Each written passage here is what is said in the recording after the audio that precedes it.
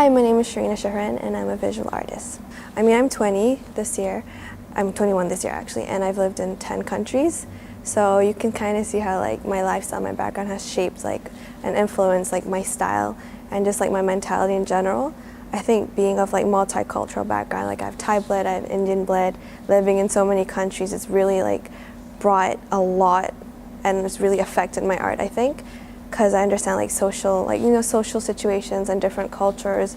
I think it's been great because you're not really limited to like one set mentality of like either there's like a Western mentality or like a Eastern mentality. You get everything.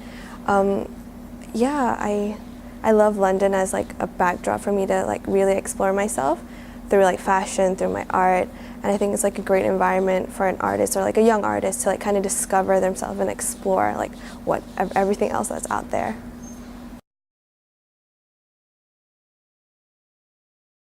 As a student, as an art student or a fashion student, you're always asked to bring like a sketchbook everywhere you go.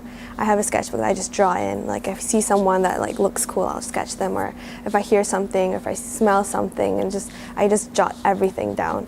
So that's kind of like my Bible right now. Like I just look back at reference. I collect things a lot. I love films. I love like thinking about like the cinematography of things. I love music. And I love reading. Magazines are a great resource as a student because they're the cheapest and like they're kind of like the Bible each month. You kind of like flick through and you can absorb as much as a lot. And I think also keeping your eyes open because everyone has like their own different resources. Mine would just be I get inspiration from everything and anything, so it's not just restricted to one. But I think it's really going out there. Like just sometimes I'll just take out my camera and go take photos of random people, have a conversation with them and like learn a lot about them, or like meet a street artist and like talk to him about what he's doing, like why is he painting every chewing gum he sees on the street. It's like small things like that you kind of like learn and you're like, okay, how can I use this, how can I like create a story from this. So it's just being open, absorbing a lot of information, and you can kind of like and then kind of pick what you want to explore. So it's about having a lot of resources and like narrowing it down to like what expression you want to put out there at the moment in time.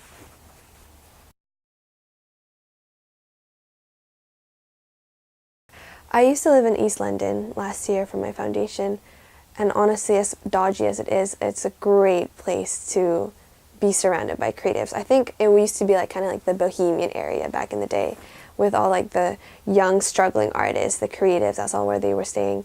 And I love Brick Lane, not just because it's great food, but that's where a lot of street artists kind of started there. There's I think there's a few Banksy works too. It's just an environment I like to be in, knowing that people go there to feel a certain way, to feel happy, to feel vibrant, to feel hip. I also like Portobello just because there's more like antiquity in it. It's a bit more classy area, but it's still beautiful, and the shops and just like the colors. I also love Columbia Market. Columbia Market's great. The floral, I think because a lot of my work is kind of like influenced by nature and floral design, so I love Columbia Market as like a resource and to sketch out flowers, to look at color palettes, and just to like take photos and just to see how I can use that, in the future. But I think London itself is a great backdrop. It's so diverse. It's different. It's different from a lot of other cities I've been to and I've lived in. Yeah.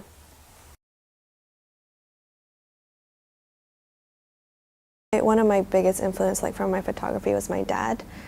He's an engineer now, but he's always been like a closeted photographer. He actually wanted to be like a National Geographic photographer. That was like one of his career options, but he took engineering instead. But he's always like taught me a lot. He got my first camera when I was 16 for my birthday, and ever since then I've just been in love. I still have the same camera just because I feel like technology, like a better camera doesn't make you a better photographer. I'm also exploring like analog and film. I love Polaroids. I love Polaroid so much, as cliche as it sounds. But I think it's great because like it's instant. You can't really like digital like Photoshop it or anything, so it's really raw. But I think there's not really a point that I wanted to do art. It's just kind of been building, and it's just like a revelation moment where I was like, okay, I love all these things, and how can I like do something with this? So it just kind of sparked. It was like it all fell in place. I get a lot of influence from like, obviously previous artists. I don't kind of limit myself to like a specific style. I like Picasso, I love Dali, Frida Kahlo, Jean-Michel Basquiat. Like, I love everything, not just like, fine art or contemporary. I think if you do that, you kind of limit your art as well. But I get a lot of influences from other artists. But mostly I'm trying to, like, as a young artist, you're trying to also make your own voice, which is really difficult, but I try not to think about it so much. Like, when I feel like painting, I'll just take my canvas and start painting. I don't really plan anything. I never pre-draw anything. It just, whatever feels right, I just put it on the canvas. Okay.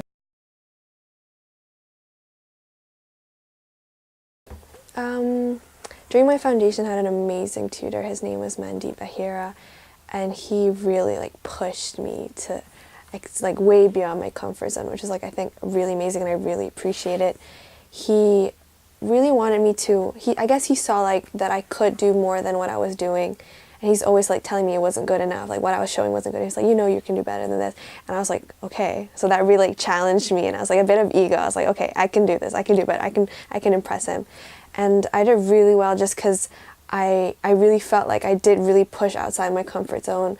I went to, like, the dodgiest areas in London to do research, like going to, like, Nigerian areas during, like, church days and all sorts of crazy things like that. I think having a good tutor is really important too, because besides having really good peers as well, like tutors, they have the experience, they have the knowledge, they also have, like, the connections. They're, like, a great resource because they understand what you're going through as a student, and they understand, like, the working world. So it's a great, like, connection between you and working, and you and the industry is, like, great tutor. So I really appreciated that. I have great peers too. I think being surrounded by creatives every day, everyone helps each other, and it's a great environment. Like, the juices are always flowing, and you can always get feedback, and it is a great environment to learn. And I think that's really important. Also, like, keeping good connections and, like, good relations with your peers, because those are the people you'll be working with in the future. So it's always, like, learn, take in, and absorb.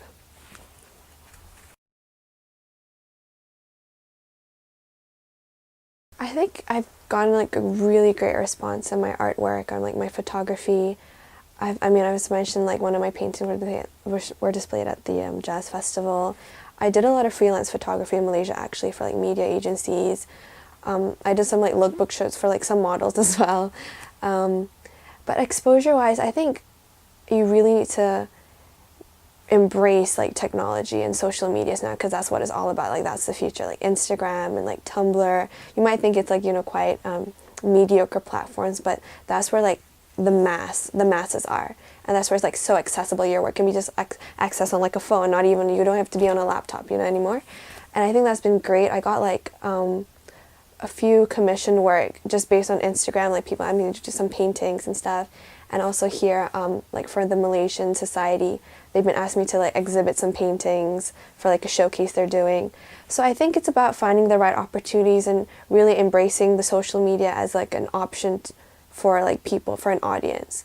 Whatever you put up online, like, especially as an artist, you need to understand that there's an audience out there watching you. You might not know who, but yeah, I think it's important to never be afraid to put yourself out there. I think it's really important, because I had that fear for a long time. Like, I was like, oh no, what if I put up this artwork and someone might copy it? And someone has, like, done, like, a lot of stuff like that. But I think I take it as a compliment now, instead of, like, being, oh, like, why is people trying to copy me? But I think it's great because, I've been influenced by so many people. So why can't I let other people be influenced by myself?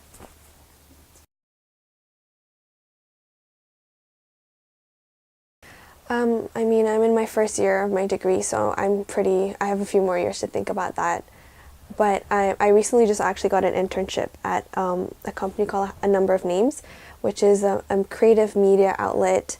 They also have showrooms in London and in Paris, and they work a lot with, like, Pharrell and, like, stars that come to London to perform. And it's like, the clothes are really, like, urban, like, high-end urban. So I think working there, which I start next week, it's going to be, like, a great place for me to make connections.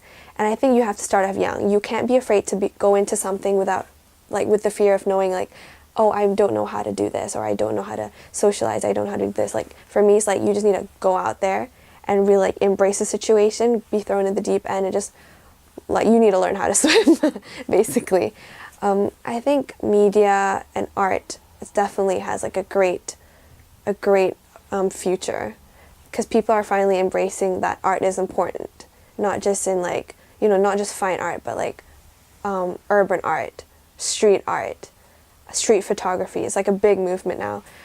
So I think there's definitely a niche audience, and there will be like, I think there's a great environment, and the industry is like thriving right now, especially in London, also in Asia. I mean, it's everywhere. The movement's everywhere. So I'm really like excited for the future. I'm not scared to see like, what if I don't get a job? Like, I know, especially being interested in so many different things, that there's something there for me.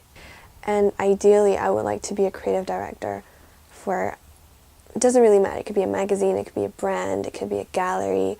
Because I think being a creative director, you're in charge, and like you're like the guiding force into creating an aesthetic and creating an identity, which I think I've kind of been well equipped to do, and what I have been doing like through my art and through my photography. So I think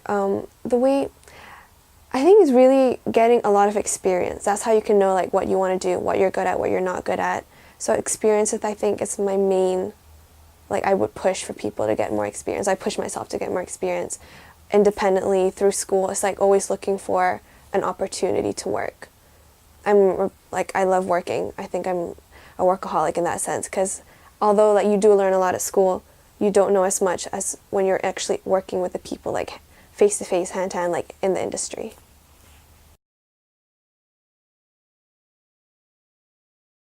For me, really, it's about making sure I put my best work forward. When I got commissioned once to do like a painting, I was not happy with it, and I actually didn't charge him the price I initially put up. I told him, I can't ask you for this much because I feel like it's not like my best work. And he understood that, and he was like, obviously he's fine like paying less, but it's just like, for me, it's like an integrity thing, because with art, like that's your integrity, that's like your pride, that's what people will perceive you as. So you need to make sure you have a good sense of like moral value for it, because art, they're like ridiculously priced these days, and I honestly could not put a price on my art. It's like, this is worth £1 million, like knowing myself that I did not intend it to be sold for that much. So I think it's really a personal conflict with art and money, because obviously you need to make money, but for me, I think it's like making sure my idea has been put out in the best way possible.